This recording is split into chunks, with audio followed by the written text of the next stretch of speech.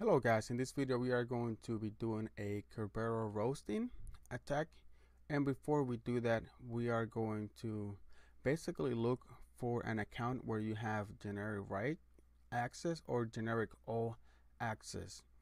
And if you have the generic all or generic write on an account, you're going to be able to set the SPN. And to understand basically the SPN or the service principal name and the Kerberoast and how it works is that um, in short, when a user logs in, they receive a TGT, which is a ticket granting ticket from the key distribution center, and the ticket granting ticket or the TGT is signed by the account KRBTG, and it's treated as the user's proof of identity. So with that TGT, we are going to prove that we actually are who we say we are.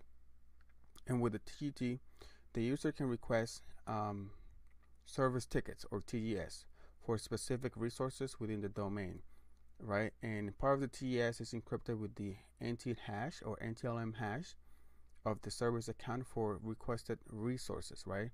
And Windows uses the service principal names to identify which service account is being used to encrypt the TGS.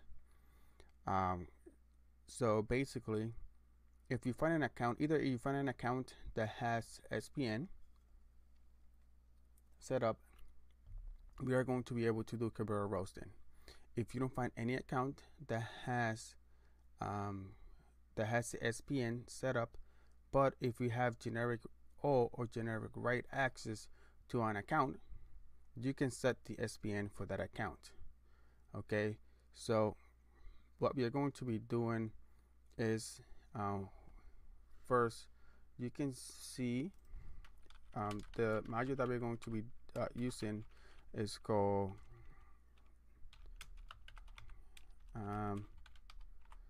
invoke Kerberoast. So we are going to run this invoke Kerberoast. So what this does, this module, it looks for accounts that have the SPN set up. So if any account has the service principal names or the SPN, we are going to be able to do Kerberoast. What that means is that we are going to be able to request the TGS for that account.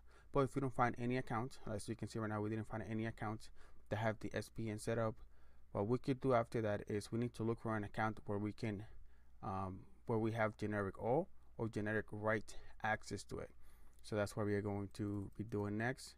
And we first need to import Power View to do that. So we are going to get a get object, and we're going to look in all the account names.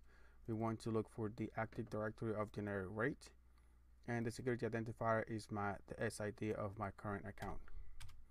Let's see what we can find, or if we find anything. Let's see.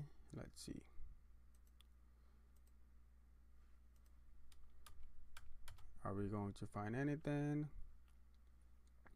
Yes, no, yes, no.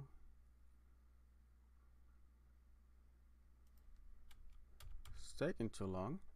We should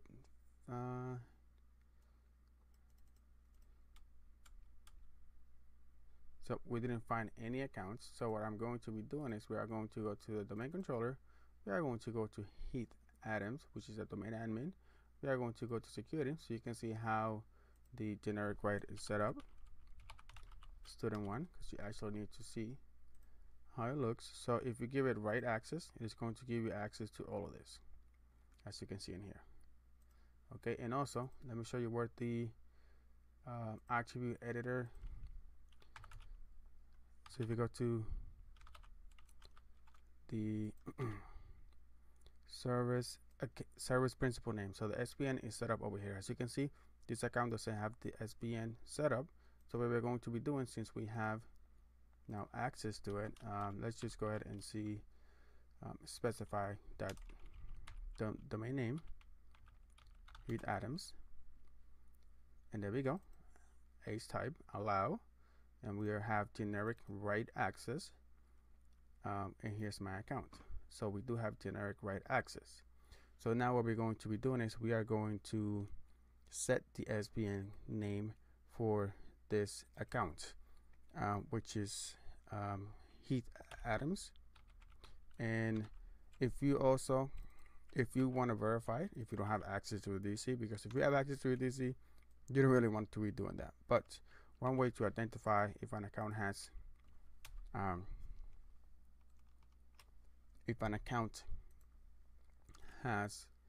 the principal name, you can do is get domain user identity Heath Adams, and you want to select the principal name. And you can see in here, this user does not have any principal name, but we have access to set a principal name for that account. So let's go ahead and do that.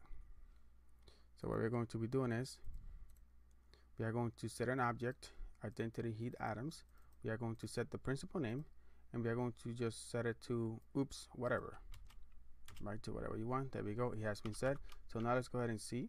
We run this command again to see if it appears in the principal name, and there we go, oops whatever. Also, you can just verify from your domain controller if you don't believe Power View. Attributes,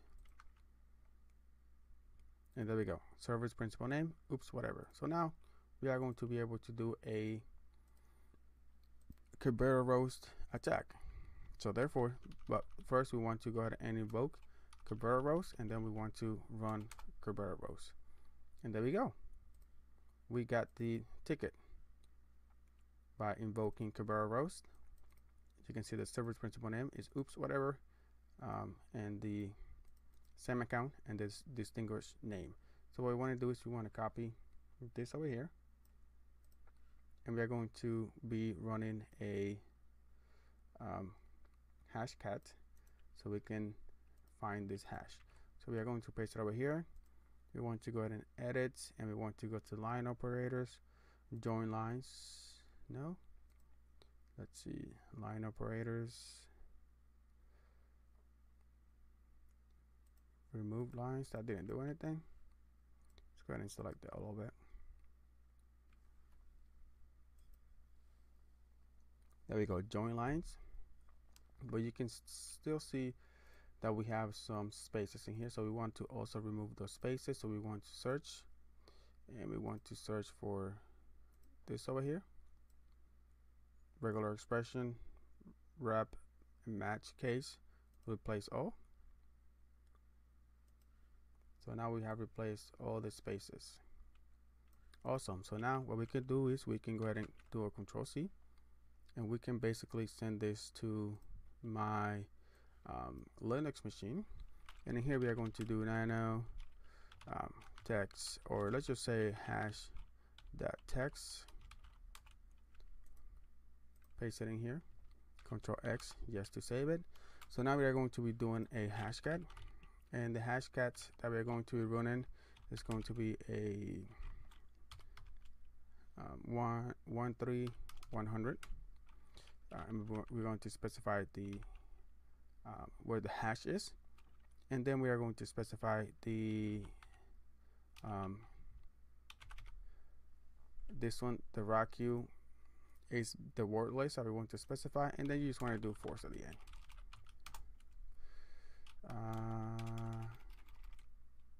Hashcat force, it's no capital, is it? Okay, let's just go ahead and run it like this. As you can see, hash one line signature on match, and we are running the 13100 hash.text. Let's see what is in hash.text. So it is in there.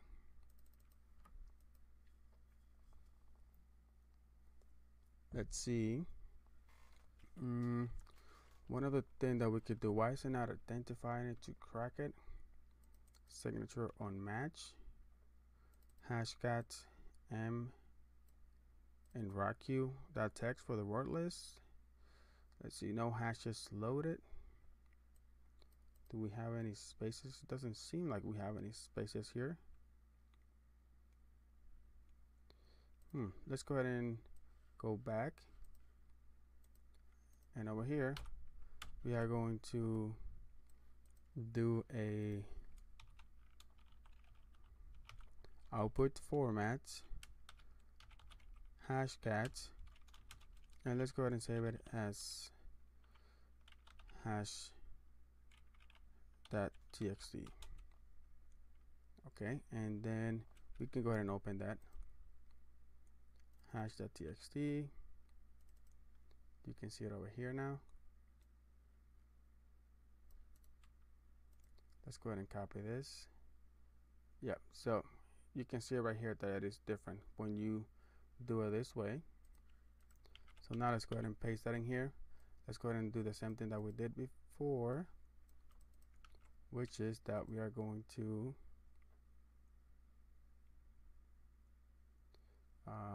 edit, join lines, and then we want to remove all the spaces.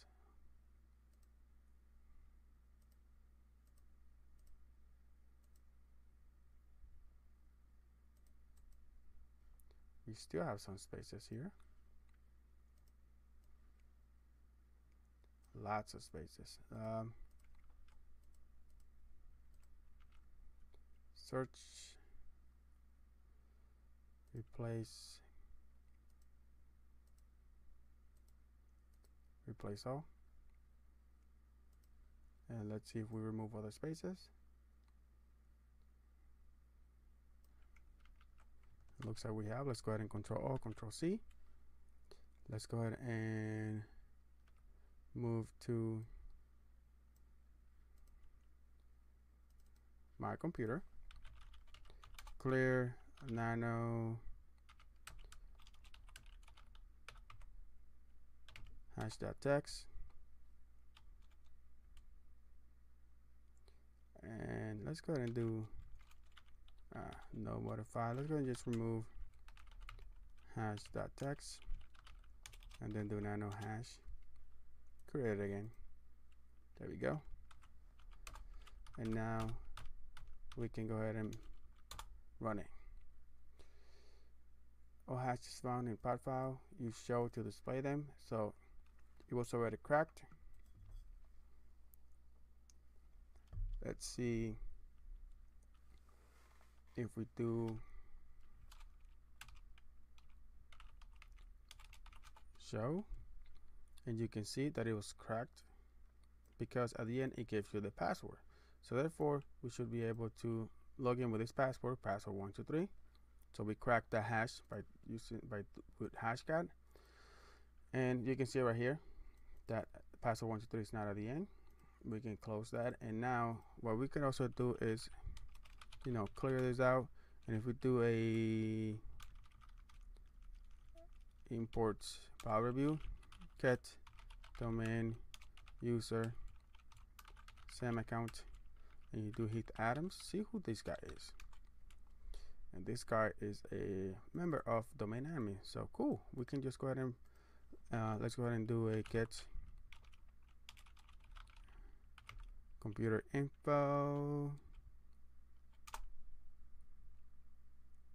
Oh, actually not that. Get domain computer. See what we have in here, and we have a dev, we have a student machine, which is where we are. We don't need that.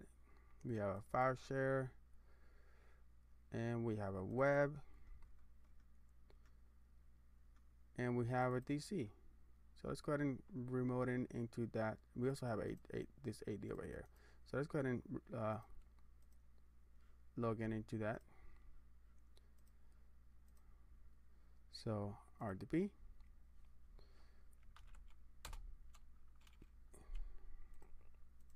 and it was Heath Adams, password 123.